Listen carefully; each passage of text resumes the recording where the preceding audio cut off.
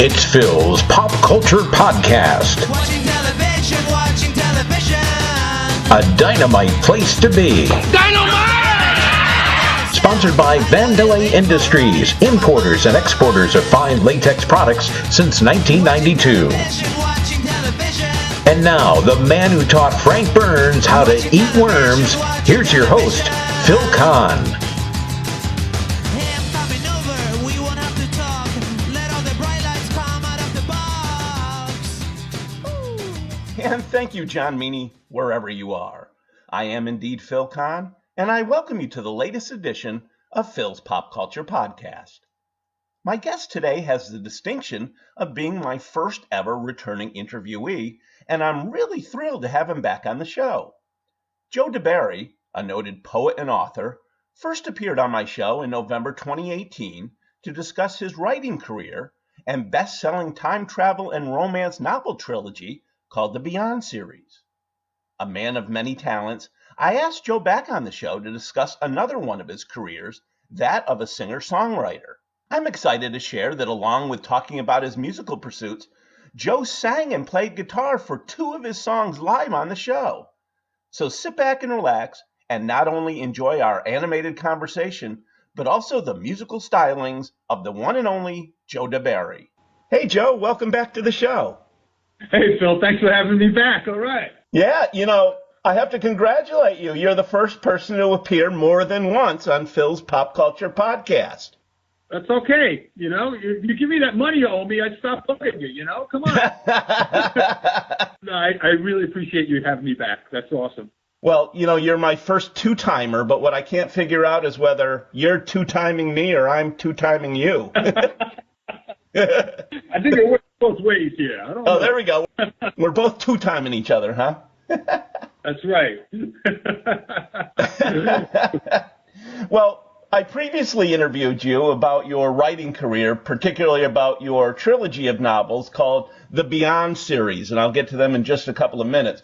But today I actually have you on because, being the jack of all trades and the man about town that you are, you also have a singing and songwriting career, and that's why we're having you back, is to primarily talk about that. But first, I just want to jump back. Since you were on about a year and a half ago, tell me what's going on with the books. You have 3 books in the trilogy now. They're all done. Beyond Center Field, Beyond a Masterpiece, and Beyond Murder. Tell me what's going on there.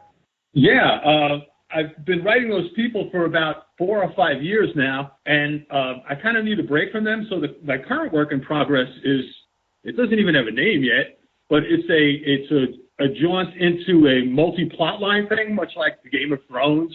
Oh. And someone had asked me about the writing process, that I decided to write a book from a writer's point of view. Oh. Yeah, what he uses as a muse. And the Beyond series is from first person, where I'm telling the story.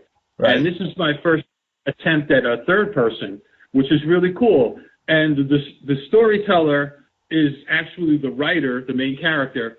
His dead father is actually telling you the story. Oh, cool. That's great. The murder, everything is going good. The murder stuff is going well. The masterpiece is going well. And my bestseller is still the baseball stuff, the Center Field. People love the baseball story. I love it. It's really nice to see after people will read one book, they'll go back and buy if they read the second one, they'll go back and buy the first one, or if they read the second one, they'll buy the third one. It's pretty cool. I'm starting to get a little bit of a following now. It's awesome. That's terrific. I think when I had you on, obviously you had already written and published the first one, and I had read it. I think you had just come out with the second one. I know the third one wasn't out yet, but now they're all out. And you're right. You read the first one. It's a great story. As people may recall from our first interview, 2 of my favorite things are baseball and time travel, and you have a book about baseball and time travel, so it was a natural. But yeah. You get invested in the characters. You read the first book, and then you think to yourself, I got to keep reading. I got to find out what happens to these characters. And everybody asks me, which one is your favorite? And I don't know, it's kind of like children, I have a space in my heart because of the baseball for the first one. Yeah. The second one I really love because it's more, in depth about the character. And since it's, to make it real for me, I use, my family and my friends and my former students as you know, the muse for the characters. Yeah. And so it's nice to go back and relive your family and you know what it's like to introduce your partner to an Italian family. It's pretty Oh, speaking of which, I almost forgot. I have to thank you. I am a character in one of the books. You have Podcast Phil appeared. I jokingly said to you during our first interview, hey, make me a character in one of your books, and you did. Thanks so much. A lot of people do that. They'll ask me, can you make me a character? And if I don't like you, I kill you, Luckily, you only made me help somebody move into an apartment or something, I think. Yeah, you helped me move into the apartment, which is really cool. And, you made a few bucks on the deal, too, so, Nice. Do I get royalties from the book sales since you mentioned Podcast Phil? Yeah. Anyway, I'm glad to hear that the book stuff is going well and that you've got something else coming. Now, it's interesting. As I said, you're here to talk about your singing and songwriting, and you're a man of many talents. You were a high school biology teacher, and now that you're retired, not only have you done the books, as we've mentioned, but music has also been a big part of your life. One of the first things I was going to ask, and you mentioned when you were talking about the books, is that your first series was from a first-person perspective, and now the new book you're working on is third-person. I wanted to ask you, as far as songwriting is concerned, how does that differ from being the author of novels? Well, I have like a little bit of a bridge. Before I wrote novels, I was a poet, and I still am a poet, actually. And I've gotten a few things published here and there. Capital District Poets Magazine, which was a really cool magazine, put me in there a few times. And I've always played music since I'm a kid. I started playing in the cadet corps in grammar school, started to play drums there and played that through high school. And I picked up the guitar in college and been playing since. And it just seems like the words and the music sometimes come together. And again, a lot of it's because of your personal experiences. You can start to see a relationship between what's going on here. And sometimes things fit together. And it's pretty cool. How's the writing process different, or is it the same? When you sit down to write a novel, obviously you think of the characters, or do you think of the ending and work backwards? And in a song, do you write the words first, the lyrics first, and then how are they similar and how are they dissimilar, Joe? Well, in writing, I'm really more towards, when writing novels, it's more towards my personal experience. I have an idea of where I'm going, and I don't really write. I'm not people say, are you a planner or are you a pantser? Do you write off the seat of your pants? And I do to an extent, but I have it planned out as to where I'm going. So the first book I wrote chronologically, right from the beginning to the end. But starting in the second book, I started to write, when I had an idea for a scene, I would write it and then just save that until I was at that spot in the book and then use that scene in the book. Okay. With music, it's a little bit more difficult. It depends on what kind of song it is. If it's a story song, it's a lot like the novel thing. You write out your story and then you try to get the lyrics to fit the music. If it's a list song, again, I seem to write the music first and then write the list along with the music. So, and I'm going to be doing one of each. I'm going to be doing a story song first and then a list song. Well, that's great. That's one of the things I'm excited about. When you contacted me to say, hey, I'd love to be back on the show and talk about my music career, I know you would come out with 2 songs. One of them is called Summer in New York. The other one, A Giggle and a Joke. And I'll give you a chance to plug them and tell people where they can download them, etc. But when I first heard that, you said, hey, I can play the songs during the interview. And I'm thinking, oh, that would be terrific. So I'm really looking forward to that, Joe. I am too, actually. It feels good. I have to get out and play more often. Everybody bugs me to get out and play a little bit more often, and I should. And it's a good place for me to expose people to the books and things like that. And besides the joedibari.com and Spotify and Apple, iTunes, and Amazon, places like that. You can't beat the personal appearance, the live appearance, and interacting with people. Absolutely. It's really cool. Yeah, it is. It's starting to be funny now because it's, we live in a small place and people start to recognize you now, and it's pretty cool. That is great. So have you played them in public yet? Yeah. I've played them a little, for friends and a couple of open mics and things like that, but, nothing to this extent. So, this is going to be interesting. Oh, good. Yeah, I was going to say, I'm disappointed. I was hoping, you'd make the, world premiere here on the show with these songs. First time I've ever played this song, Phil. Oh, there you go. Yeah, we'll go with that. Oh, my God. I'm so honored that you chose me to be your first audience. I was just thinking of the song while I was talking to you. I was in the back of my mind. I said, that's a great idea for a song. Now you're talking. Now, when I listened to the song, it immediately struck me that you sounded like one particular singer, and I'm not going to ruin it by saying the name because I want people to be able to listen to the song and then see if we agree. So why don't you pull out the old guitar? Which song are you going to sing for us first? I'm going to do a giggle and a joke first. A giggle and a joke. Okay, do you need to do anything to prepare, or are you ready to jump right in? No, I don't think I'll give it a shot.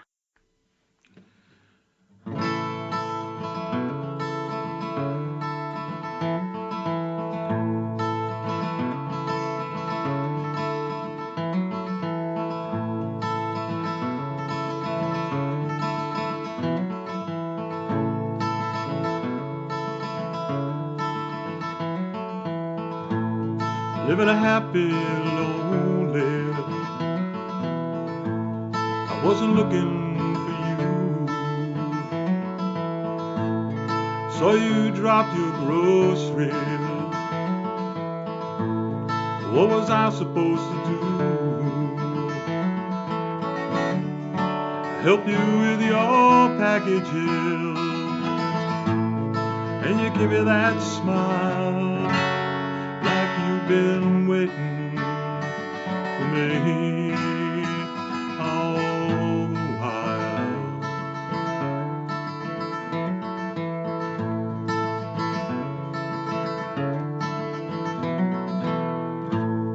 Exchange our numbers like a high school kid. I feel a tingle, feel the numbness, wondering what you did.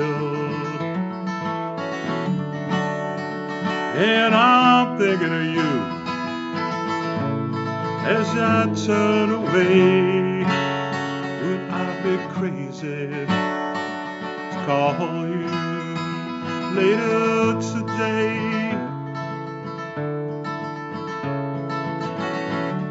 Guess I couldn't do anything wrong, like some charming old love song. You answer with a giggle and a joke.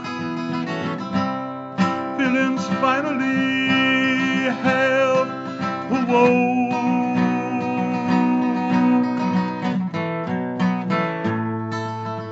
You say you never done anything like this before.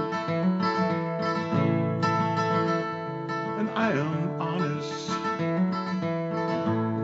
I couldn't ask for more. Then you kissed me as you turned out the light, and I said, baby, we finally got it right. Tonight,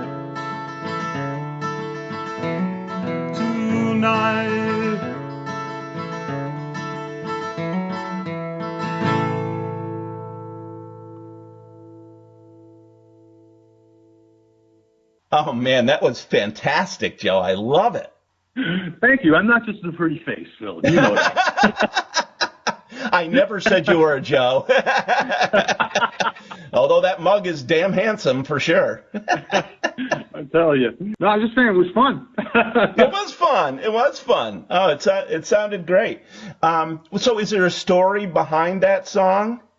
Yeah, I had just gotten divorced, and I went shopping to get groceries, and I wasn't looking for anybody. I was happy. I was, with being free and stuff like that. And this nice lady dropped her groceries, and I stopped and helped her, and we started a relationship, which was pretty freaking cool.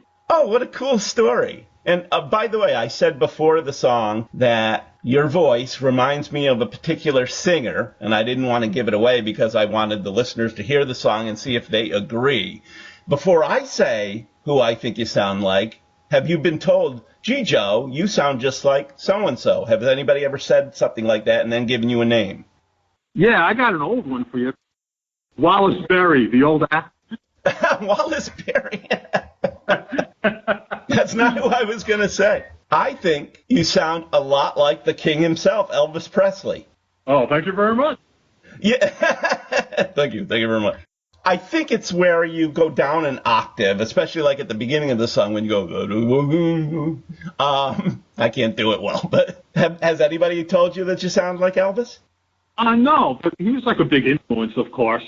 And I actually have a friend, Steve, who is a very good Elvis imitator, and we would sing together often, and he's pretty cool. And he's won, like, you know, those contests they have in Atlantic City and things like that. He's won those things. So, you know, he's very good at it. And so I guess I must have picked up off of him also. Oh, that's great. It's just a very soulful sound. You know, it's just very deep and soulful. And I immediately thought of that when I first listened to it, when I went to, I think it was Spotify or wherever I went to first hear the song. I said, oh my God, he sounds just like Elvis. So King, I'm going to call you the King from now on. Is that okay? All right, I'll take that, definitely. Or the Prince. How about the Prince? He was the King, so you'll be the Prince. It was already a prince, though. I don't know. Okay. Oh, that's true. The Duke. The Duke. Wait, there's Duke Ellington. We'll come up with something. After I go off the air, I'll come up with something good. I'll settle for Jester. You know? The Jester. There you go. The Jester. The Jester of rock and roll, Joe Di Bari. So you speaking of influencers, who else other than Wallace Beery and Elvis Presley? Who were your musical influences? Oh, you know, I grew up with the Beatles and Led Zeppelin and the Stones. I like some jazz too, the Mahavishnu Orchestra. Tommy Emmanuel, which is really cool, very great Australian guitar player. Uh-huh. I cannot play anything like him, but he's definitely an influence. Also, Leo Kottke. He's a bluegrass 12-string guitarist who's very, very excellent. And I really like the way Leo performs because he does what I do. He tells little stories in between the songs, or if he breaks a string, he'll tell you a story while he's replacing the string, or, you know, he's an entertainer, which is what you have to do.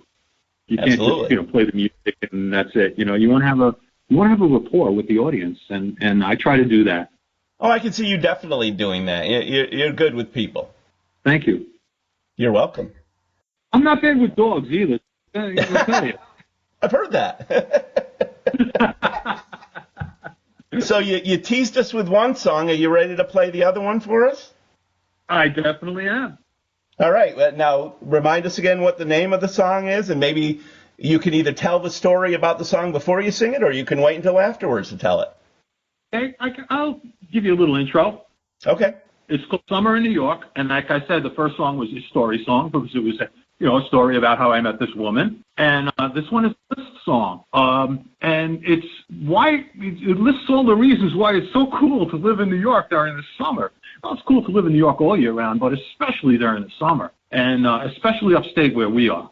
Yeah. I wrote it at my girlfriend Jean's house, and she has a beautiful place up in the Adirondacks, and it just flowed. It was very easy to write because everything was right there for me to see and observe. And it's a pretty cool song. And the song, the version of it that's for sale has a complete band with it and has some really good people playing on it with me. Todd Hanhurst from Dos Amigos and Michael Castles from many different bands, Dead bands and Allman Brother bands and things like that. And then my friend Dennis Montano played lead guitar, and he plays for the Electric City Horns.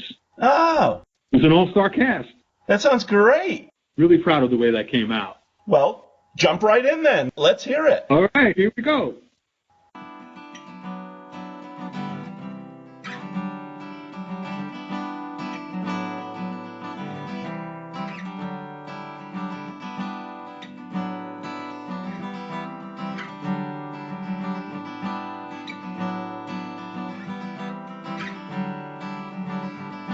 sitting by a fireside, moonlight in your eyes, stars ablaze, bikini tops, and those cut-off Levi's, along with the firefly, glow in the dark. It's just summer in New York.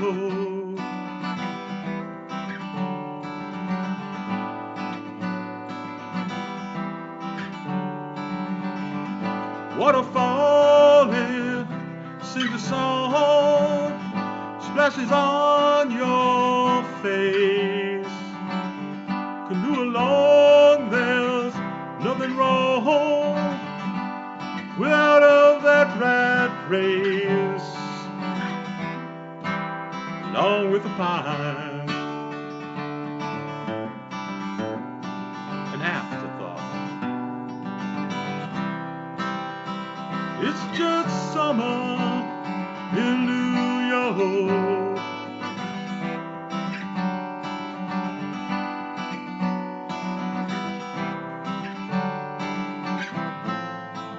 Ice cream and racetracks, baseball game.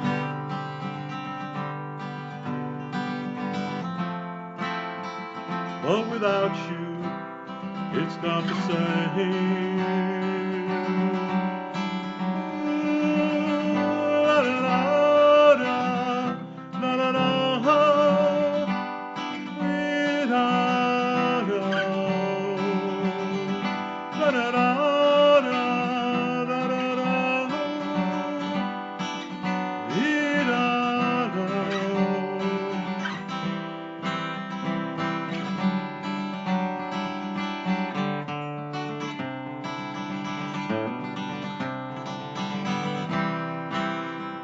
It's just summer in New York.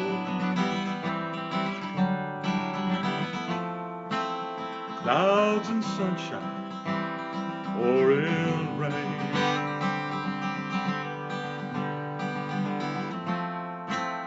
When we're together, I can't complain.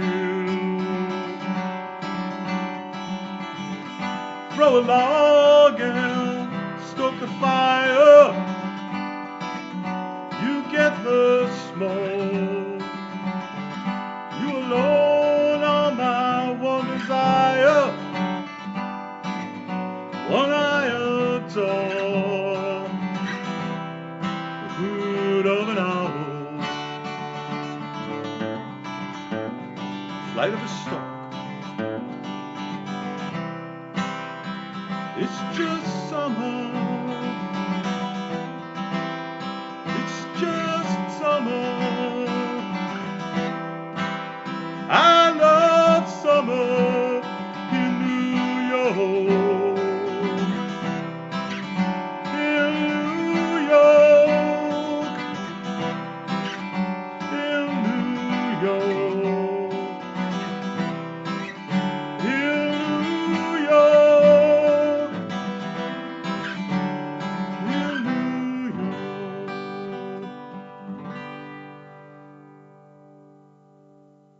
Well, you hit another one out of the park, Joe. Sorry to steal a baseball analogy, but, since you wrote a book about baseball, that was great. Elvis tries to work for, New York State there, selling New York State. I love New York. We'll have to go to Governor Cuomo and see if he can. I'm thinking about, putting it in there. It sounds better than the I Love New York song, to be honest with you. Yeah, there are a lot of people that don't like that song. You should. Who would you contact to try to push that song? My brother worked for the state for a long time. I'm going to see him tomorrow. I'm going to ask him if he knows anybody in public relations there that I can send the song to and see if they like it. I mean, it's got a nice hook to it, and it's really good musicianship on there, and I'm very proud of it, and I'm proud of New York. That's why I can think that comes through. I think it definitely comes through. So if there are any listeners out there that have any pull and can maybe connect Joe with the governor or whomever would make a decision about coming up with another new state song, please contact us. Please, before they put me in the electric chair, call Right, Bob. right. Hurry. I'm telling you. With social media today, you're in touch with people all over the world, and you'll get somebody from Australia who, you'll put a picture up of the Adirondacks, and they're like, where are you? Switzerland or Germany? And like, no, I'm in New York. And right away, they always think of Midtown in Manhattan as New York. And like, no, there's a lot more to New York than just Manhattan. Absolutely. As far as where they are right now, they're all over the place. You can get them on iTunes is probably the easiest place, and Spotify are the two easiest places to get the tunes. JoeDiBari.com, and there's a direct link there. My books are there too, and there's a music page. So go to the music page on JoeDiBari.com, and it'll link you right to, I believe, iTunes. Oh, that's great. Yeah, I highly encourage folks to check him out, download him. Please help this struggling musician make it his way to the top. Help the jester pay for his jokes. There you go. Maybe we'll come up with a hashtag. Yeah, help the jester. Help the jester, yes. We'll make that trend. So what's next for you, Joe? Do you have any other songs in the works? I have a couple of songs that I'm working on, but I'm actually working on some lyrics for Tommy Emmanuel. I'm going to meet him on May 2nd, and he has a beautiful song about his daughter called Angelina. And I'm going to gift him some lyrics for the song because I think the song definitely needs lyrics. So that's the next big thing that I'm working on. I'm really excited to meet him. He's one of my all-time favorites. And then I'm going to continue working on the new book, the third-person book with the multi-plot line thing. I also have a few appearances coming up. The big one I have is one in New Hampshire in October. And it's called Fall in Love with New England, and it's really, really cool, and there are a lot of authors there, and it's a lot of readers there, and it's really nice to meet so many fans and so many new people that are interested in your art, and it's pretty cool. So I'm excited about that, and the summer's coming too, so I'll be playing around here and there. Please keep an ear out on my Facebook page. Go to Joe Di Bari on Facebook, and I'm there, and I'll be putting up things, and I'll also be putting announcements up on JoeDiBari.com where I'll be appearing, any bookstores or book signings or open mics, things like that I'll be playing at. So I'll be busy. It sounds like it. Are you having fun? I am. I really am. I am very lucky. This is the way it's supposed to be. I think you're supposed to be the happiest the older you get. I'm very lucky. I'm blessed. You are. You're a fascinating man. You're, as we said, you're the man about town. You're a man of many, many talents. And it's so great we had a chance to have you back on today. I learned so much about you and your writing career, and now everybody had a chance to learn a little bit more about you and your songwriting and singing career. And I'm just very grateful you were able to two-time me, Joe. Thank you very much, Phil. I really appreciate the opportunity. This is awesome. Yeah, and I will help promote your stuff as well. There is a link on my webpage, philspopcast.com, to your webpage, joedibari.com. And I also have a Facebook page, as a lot of people are aware. And I will do whatever I can to help promote not only your books, but your appearances and your music. And anything I can do to help, I'd be happy to do so, Joe. Thank you so much, Phil. I appreciate it. And take good care. I wish you nothing but the best, my friend. Thank you, Phil. You take care of yourself, okay? You too. I'd like to thank today's guest, Joe Di Bari. Joe, I can't think of anyone else who I'd rather have had two-time me, pal. It was a pleasure sharing stories and laughs with you, and I was so thrilled you had a chance to share with me and my audience your wonderful musical talents. Continued best wishes to you, jester of rock and roll. Watching television. We hope you've had a dynamite time listening to this edition of Phil's Pop Culture Podcast. Join us again next time for another stroll down memory lane. Until then, let's be careful out there.